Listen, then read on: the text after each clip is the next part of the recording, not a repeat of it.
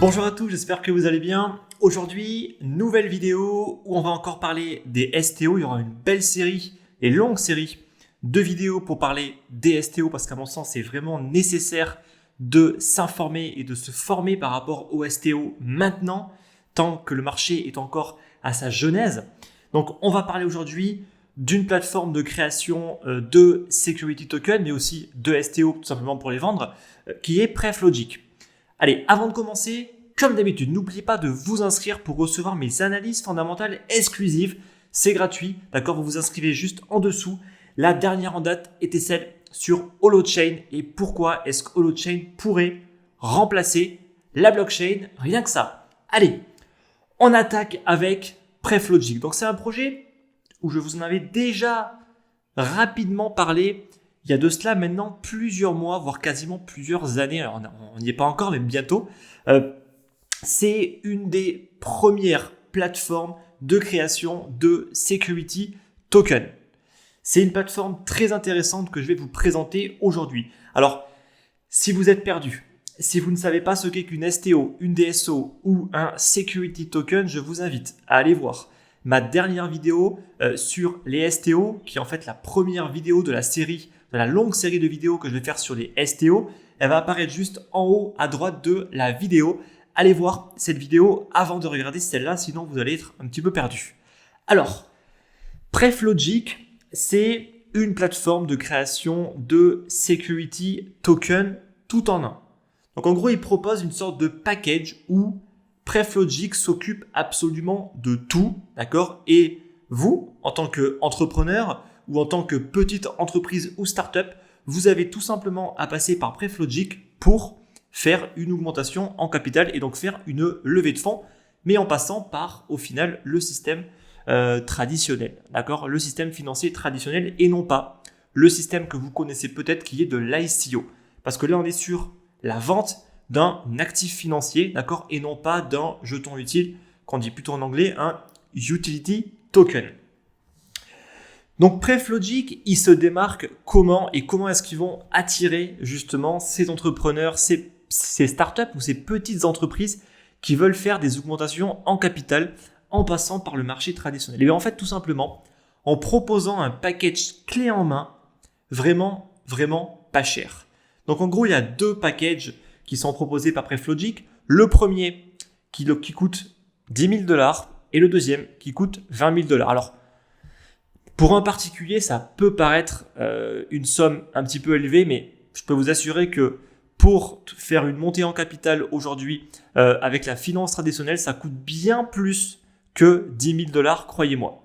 D'accord? Même en faisant par exemple des règles A+, des règles D par exemple, ça coûte beaucoup, beaucoup plus cher. D'accord? Alors, PrefLogic propose donc deux packages clés en main pour faire donc une STO, tout simplement, la création du security token, puis ensuite une plateforme pour les vendre et également ensuite, bien évidemment, pour trouver des investisseurs. Ça va de soi. Donc, ce qu'il faut comprendre, c'est qu'aujourd'hui, pour investir dans PrefLogic, parce qu'on est quand même là pour ça au final, pour investir dans PrefLogic, il faut directement passer par le système traditionnel d'investir directement dans l'entreprise pour avoir des parts de l'entreprise. Donc, il n'y a pas en fait de jeton qui a été émis pour accéder à leur service, absolument pas. Donc, il n'y a ni ICO, ni utility token, ni même STO pour l'instant. D'accord? Donc, pour investir dedans, il faut tout simplement acheter des parts. Donc, vous verrez que d'un côté, il y a un avantage, de l'autre, il y a un inconvénient, même des inconvénients par rapport à acheter un simple jeton lors d'une ICO, par exemple. Mais c'est aussi un avantage assez intéressant, surtout en termes de sécurité et d'assurance, quand on sait qu'aujourd'hui, la plupart des utility tokens et des ICO ont en fait émis des jetons qui concrètement n'ont pas beaucoup de valeur. Donc, ils ont émis 10 millions de parts et ils en ont vendu 2 millions au public. Donc, au prix de une part égale $1. D'accord? Donc, ça veut dire qu'ils ont fait une levée de fonds de 2 millions de dollars et que ça valorise aujourd'hui l'entreprise PrefLogic à hauteur de 10 millions de dollars, tout simplement. Donc vraiment, la grande différence aujourd'hui, c'est que vous allez obtenir une part si vous investissez en fait dans PreflowGix. Cette part en fait va vous donner un droit de vote et dans le futur des dividendes si bien évidemment l'entreprise réussit et qu'elle commence à générer un chiffre d'affaires et qu'ensuite elle redistribue une partie aux actionnaires, tout simplement. D'accord ? Donc, quel est justement le business model de PreflowGix ? Comment est-ce qu'ils vont générer du revenu ? Premièrement, en fait, via la vente de leur package. Donc, il y a 2 packages pour faire des STO. Donc, soit 10 000 $, soit 20 000 $. Mais ensuite, il y a tout un tas d'autres services qui vont être proposés autant aux clients, aux investisseurs que aux entrepreneurs qui vont vouloir faire des STO. D'accord ? Donc le premier point, c'est que d'une part, en fait, chaque investisseur doit payer pour le KYC et l'AML qui est obligatoire. D'accord ? Ça va de soi. Pour aujourd'hui investir dans une STO, si vous êtes un investisseur, vous devez passer par un KYC et un AML qui va vous coûter 20 $. Ensuite, il y a tout un tas de services qui vont être proposés par PreflowGix, soit pour les investisseurs, soit pour les entreprises.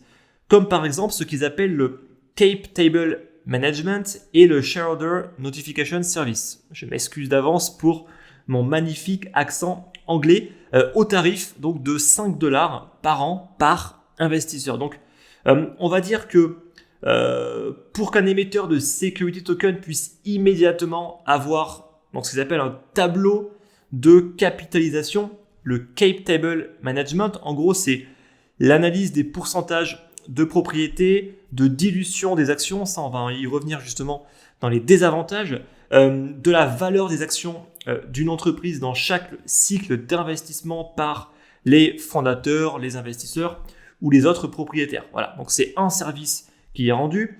Ensuite, il y a un service de notification aux shareholders, donc la possibilité en fait de contacter les investisseurs, donc les personnes qui ont justement acheté des security tokens. Donc tout cela en fait va être facturé. Et bien évidemment, PreflowGix va à chaque fois récupérer une partie, donc soit en frais de service, soit aussi en fees. Donc voilà un petit peu comment est-ce qu'ils vont générer tous leurs revenus. Alors ensuite, aujourd'hui, ils ont déjà une sorte de standard qu'ils ont appelé le SERC token pour Security ERC. Donc c'est la même chose en fait que dire ERC20 ou tous les standards en fait qui existent pour la création en fait de jetons, notamment sur ERC20. Donc là, ça va se faire sur Ethereum, d'accord ? Sur Ethereum. Donc là, en gros, ils vont travailler avec Ethereum et la technologie des contrats intelligents, bien évidemment, pour créer leurs jetons et pour ensuite appliquer les contraintes en fonction des différentes régulations. Donc les régulations, on va en venir. Aujourd'hui, ils sont déjà compatibles avec ce qu'on appelle les règles S, règles D et règles CF. Donc ça, c'est les régulations du législateur américain, la SEC. Alors qu'est-ce que c'est ? Donc le règle S, ça permet à une entreprise américaine de vendre ses actions à des investisseurs étrangers. Le règle D, en fait, ça permet à des petites entreprises de lever du capital en proposant des actifs financiers sans avoir à enregistrer les transactions. Et ensuite, le règle CF, ça permet tout simplement, donc CF, c'est pour crowdfunding. C'est en fait pour faire des crowdfunding jusqu'à 1 70 000 $ au maximum. Et ils sont en cours pour également obtenir le règle A+. Donc le règle A+, c'est une sorte de mini IPO. Donc c'est pour les petites entreprises ou les entrepreneurs. Donc avec le tiers 1, donc le règle A+, tiers 1, ils peuvent lever jusqu'à 20 millions de $. Le tiers 2, 50 millions de $. C'est aussi pour faciliter, pour réduire les coûts, parce qu'on sait qu'une IPO, aujourd'hui, ça coûte très très cher. Voilà. Donc ils sont déjà opérationnels pour le règle S, D et CF, et c'est en cours pour le A+, donc avec leur standard qui est le Security ERC. Voilà. Donc ensuite, avec la technologie en fait des contrats intelligents, ils vont être capables de s'adapter aux réglementations, donc soit du règle S, règle D, etc. Chacun va avoir ses contraintes. Notamment, en général, il faut bien vérifier qu'on ne peut pas transférer les jetons à n'importe qui. Il faut aussi les conserver parfois durant une certaine période de temps, etc. Tout ça va être écrit dans le code directement. Donc, c'est encore plus transparent que le système actuel. Allez, donc PreflowGix commence avec la tokenisation de l'immobilier aux États-Unis en tant que POC, donc Proof of Concept. D'accord? Donc ça, c'est aussi en cours. C'est vraiment là-dessus qu'ils vont commencer avec l'immobilier parce que c'est tout simplement le moins risqué pour eux. Alors, quels sont les avantages et les inconvénients? Alors, en termes d'avantages, il y en a quand même pas mal. Notamment, c'est vraiment attractif. C'est vraiment des packages clés en main. Aujourd'hui, c'est très compliqué, c'est très coûteux justement de faire par exemple des règles CF, des règles D, etc. Donc là, c'est vraiment pour faciliter la vie en fait des entrepreneurs.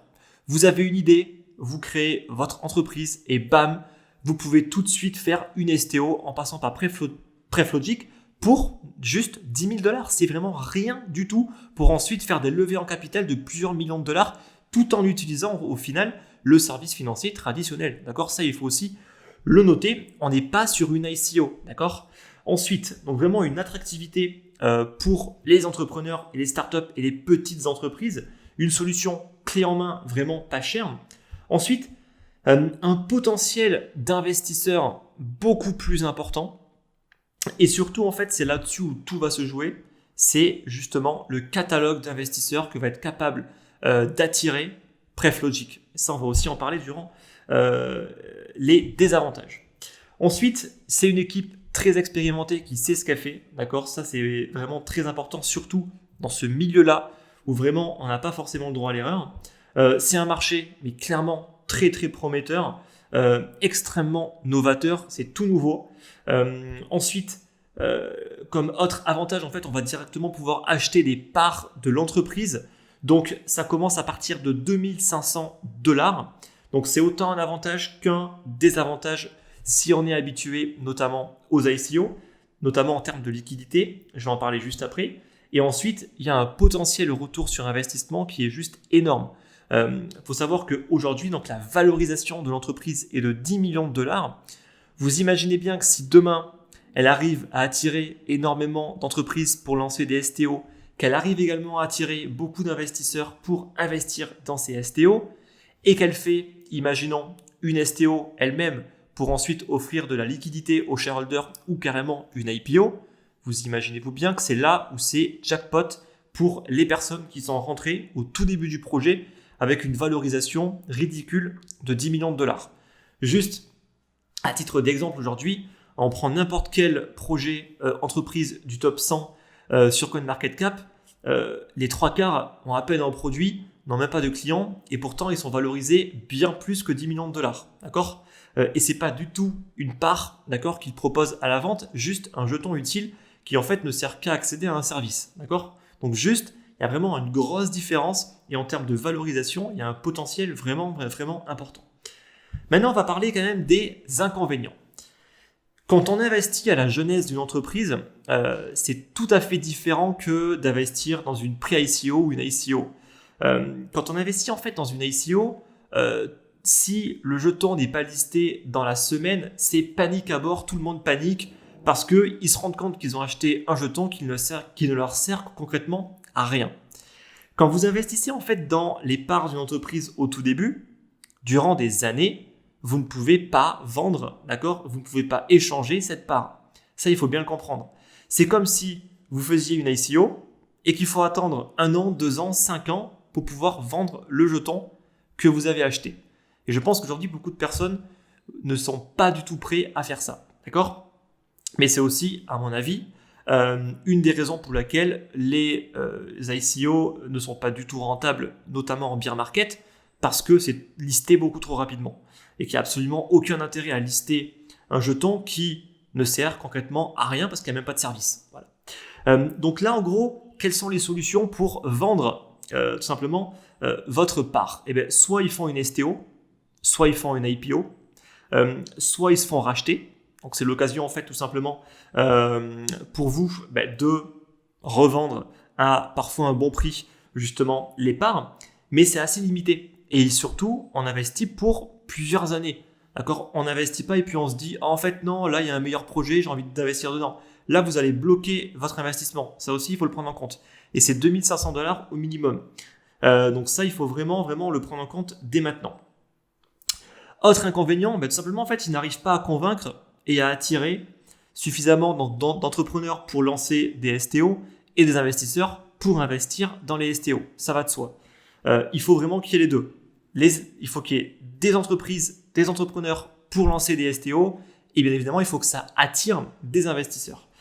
Ensuite, c'est un marché qui est novateur, très nouveau. Donc, comme chaque marché novateur, faites super attention. Ça pourrait très bien ne pas fonctionner. Il pourrait y avoir un problème au niveau du régulateur qui met un stop.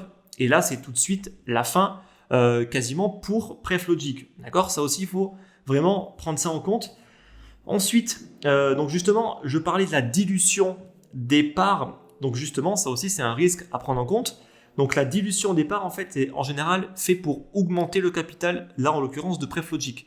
Donc ils ont émis 10 millions de parts. Ils peuvent très bien en émettre davantage pour augmenter et pour faire une augmentation en capital, ce qui va porter préjudice à ceux qui ont investi au tout début. Et en général, en fait, quand il y a une dilution des parts, il vaut mieux réinvestir un petit peu parce que sinon, vous allez perdre au final, vous allez y perdre. Donc la dilution, c'est aussi un risque. Pour l'instant, c'est pas du tout envisagé. Et au maximum, ils peuvent émettre que 30 millions de parts supplémentaires pour un maximum de 40 millions. D'accord ? Donc c'est pas non plus énorme, ok ? Mais c'est un risque à prendre en compte. Et pour terminer, le dernier risque, mais en fait, il y a déjà beaucoup de concurrence. Je pourrais citer un panel long comme ça, hein. On va juste citer les projets les plus intéressants aujourd'hui. On a Swarm, on a Hounds, on a Securitize, on a Etherparty, on a Polymath, etc., etc. Il y en a plein, d'accord ? Il y a énormément de projets concurrentiels aujourd'hui après Preflogic qui se lancent dans la course de l'émission de Security Token et de la mise en place de STO. Voilà pour pour Preflogic. J'espère que cette vidéo vous a plu. Alors c'est une vidéo totalement différente de d'habitude. Là on est vraiment fait dans le marché financier traditionnel. J'espère que je ne vous ai pas perdu. J'ai essayé vraiment d'être le plus clair possible. Si vous avez des questions, c'est comme d'habitude dans les commentaires. Si vous avez aimé la vidéo, on met un like pour le soutien. Moi, je vous dis à dimanche prochain, 9h, comme d'habitude, pour la prochaine vidéo. Je vous dis bonne semaine à tous, bon dimanche et à la semaine prochaine. Merci.